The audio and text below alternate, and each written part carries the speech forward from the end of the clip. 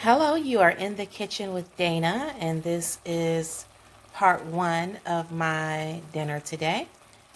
Collard greens with smoked meat. Now, I am using a smoked ham hock because I am partial to ham hocks. I know they're not on the great things to eat list, but I don't care. This is one of my guilty pleasures. And so all I did this morning was I started about a quarter cup of water.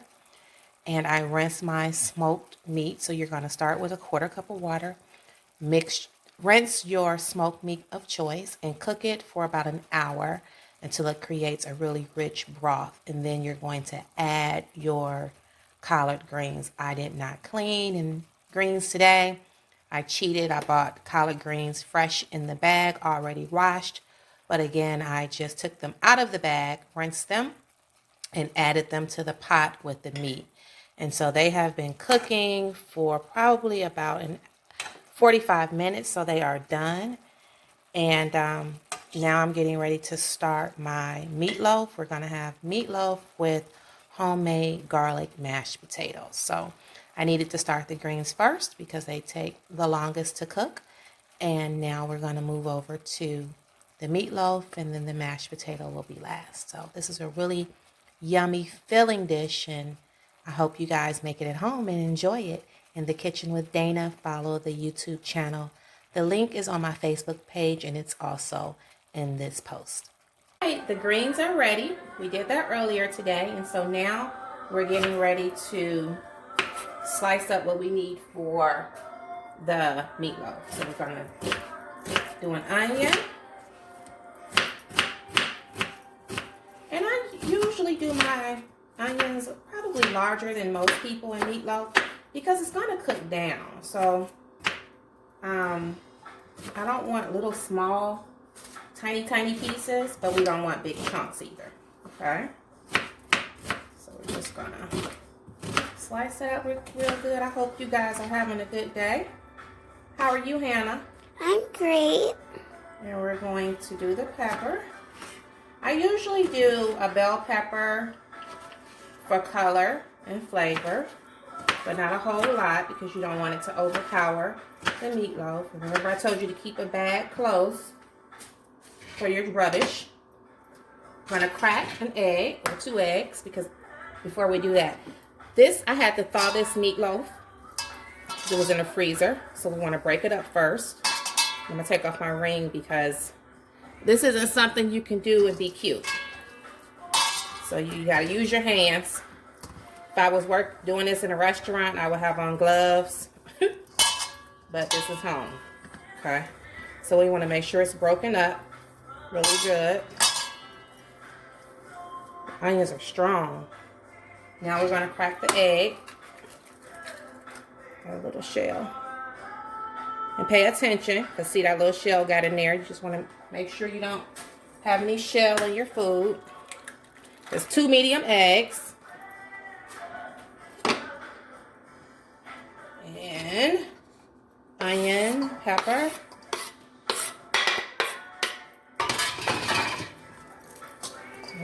I'm a minimalist, so the knife is here. I'm using a knife. I don't have to reach for a spoon. All right, so we're going to grab out of here real quick some pepper. And I'm just going to use regular salt.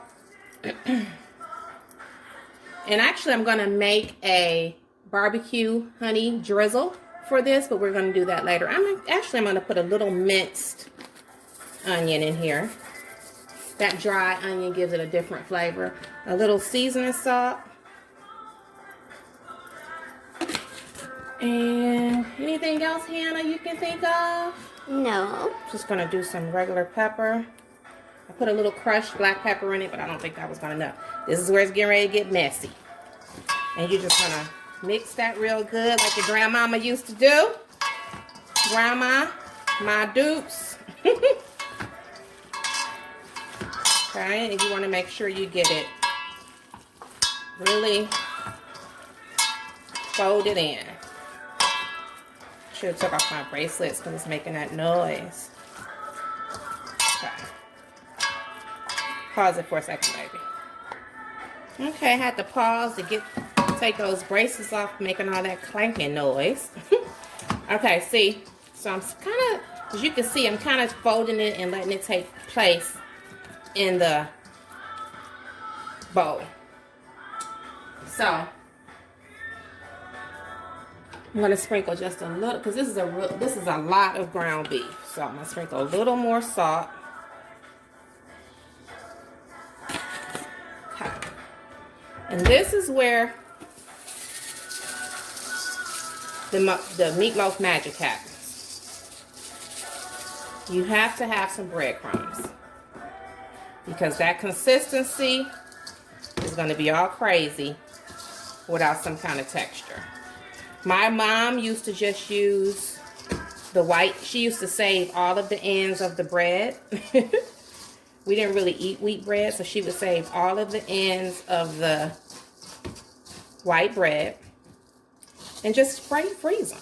And when it was time to cook meatloaf, she would take those pieces of bread out the freezer, because we were poor and breadcrumbs growing up would have been considered not a necessity. So in my house, when my mommy was cooking, we didn't have the luxury of breadcrumbs. Okay, so I'm gonna need a little more, because at the bottom, when I lifted it, I could feel that there was a lot of moisture under there. So you just want to put that under there. And then I put a little oil, show the pan, baby, in that pan, because I don't want the meatloaf to stick. And you just continue to shape it like a loaf, because it's a loaf. And this is really thick, so this is probably going to take 45 minutes. It may take longer. All right, how does that look, baby girl?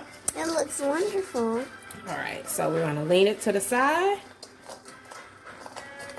Get your hand underneath it. Come on, don't fall on me. Ready? And 3. I got to do it on my time. All right, lift. Oh, voila. All right, so we made it to the pan successfully. Okay, so you see how it's nice and formed like a loaf? Meatloaf. So we're going to bake this for about 45 minutes. I'm going to test it and see how it is, and then we'll start on the mashed potatoes while this is cooking. Mom, we're back. All right, we're back. Now we're getting ready to do potatoes. Now, you know, stuff is crazy. These potatoes have started to sprout, but that doesn't mean that they're not still some good. So we're just going to cut that off. And my recipe is, or my measurement is 1 potato per person. So Evan always gets 2. And I leave the skin on, because there's nutrients in the skin. I'm going to just take these off. See, once I cut that off, you see the potato is still nice and white. There's no smell to it. So they're perfectly fine. It's just, I keep my house pretty warm, because I don't like to wear clothes.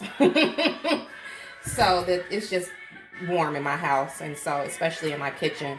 So they've just started to sprout a little bit, and that's fine. Now, if you were to do this and they were brown and discolored and had a smell to it, then obviously they aren't any good. But that's not the case here. Okay? 1, 2, 3, 4, 5. Okay. This one is actually bad. You see that? That's bad. So we're going to take this one. Okay. So we're just going to cut these in squares. I'm not going to cut them small, because I'm going to mash them up. So we just need to get them. Mom makes the best mashed potatoes. Thank you. We just need to get them cut up so they'll cook faster. And a little more evenly. See that green? I don't like that. So we're going to toss that. And in my garden, I have some of the best white potatoes. Oh my God. Weren't those potatoes good, Hannah? They were. Best thing I had ever had. And we're just going to cut these up. But unfortunately, the fall came and ruined that.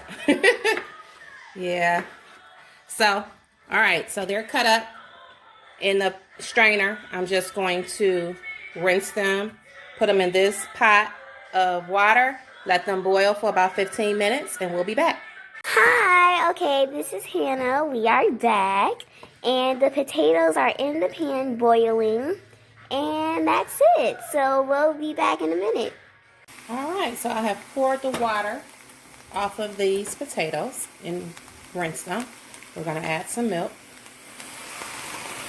Yes, I'm doing this in a pot because, again, I'm a minimalist and I don't like a whole bunch of dirty dishes. So we're going to add some milk, and this is sweetened milk. And this is going to give your potatoes a really creamy, sweet taste and texture. Okay, and we may have to add some. This is one of Hannah's favorite dishes. And I actually probably should call these whipped potatoes. Because we're gonna use this first to mash. Yes? Yes. And you notice I only have one in here.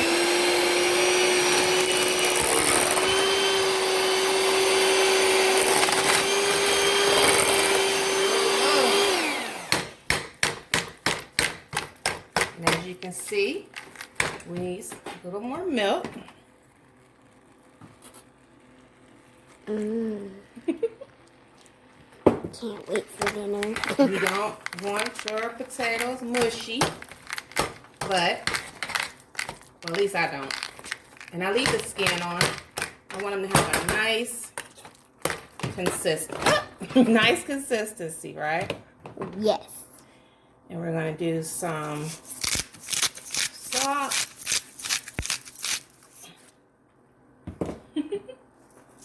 Pepper.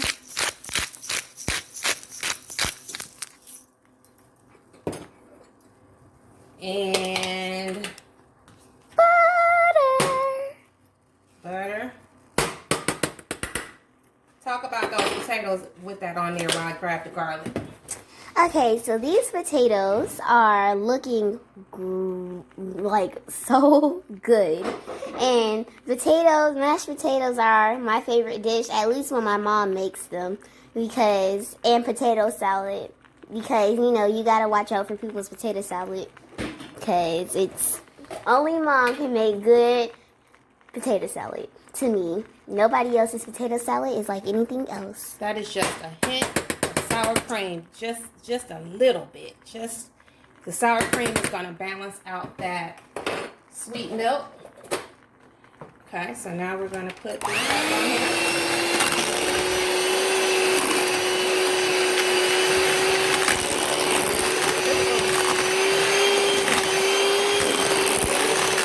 I wish you guys could smell this.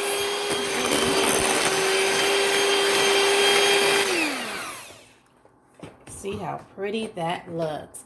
And then keep that on there. Okay. Just a touch of minced garlic, because these are garlic mashed potatoes. See? Just a little bit. Garlic is really strong. So we're just going to put just a little bit. And garlic is really good for you.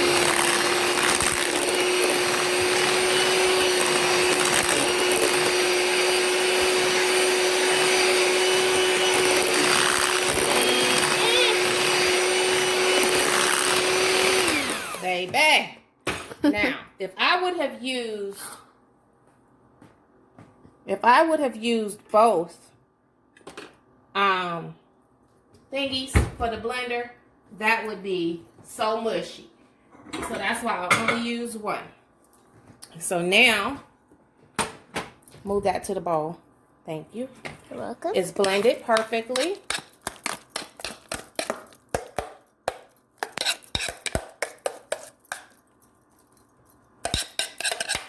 See, and those little fancy folks with their cooking shows, Would have used 5 bowls for this. Child, we don't have time to be washing all those dishes. I blended right in this pot. It worked just fine. Okay, and we're going to make that pretty. And then I'm going to do a little, just a little herbs. Baby. You talking about some good stuff. Who said pretty girls don't cook? Lied. Because the pretty girls in this house burn. Cook. All right, and we're just going to put a little butter there. Let that sit, melt, do what it's do. Mashed potatoes are done. Woo! Yay! All right, I told you that I was going to do a barbecue sauce. So this cooked 45 minutes on 350. Then I turned the oven up to 400 so we can get that nice golden breadcrumb situation going on. So now I'm just getting ready to do this. This is just honey, brown sugar, ketchup, what else? And a little bit of barbecue sauce, store-bought. So I mixed it up.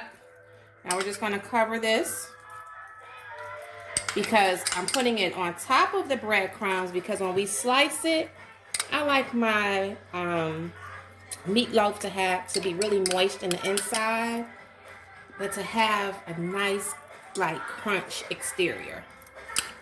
So my mother used to add ketchup to the mix of her meatloaf. I don't do that, but she used to do it to add some moisture, but I find that the egg works just fine. So you want to make that nice and pretty. And so we're going to put this in the oven for another 5 minutes just so it can kind of stick on there and get that pretty caramelization. And then we'll be ready to eat. Check out those greens. Woo! And those mashed potatoes. That's how we do it on Soul Food Sunday. All right. We're out.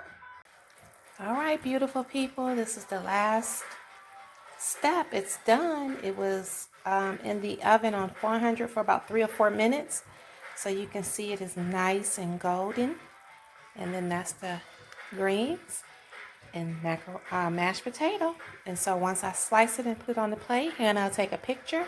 I hope you guys enjoyed In the Kitchen with Dana today with my executive chef, Hannah Alexandria Perry. We knocked this out. This looks so good. I wish you guys could smell it. Follow the YouTube channel at In the Kitchen with Dana.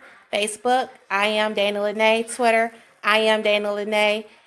DanaLenePerry.com. All that is where you can find me. All right, have a great day. Enjoy the rest of your evening. And until next time, we'll see you next week.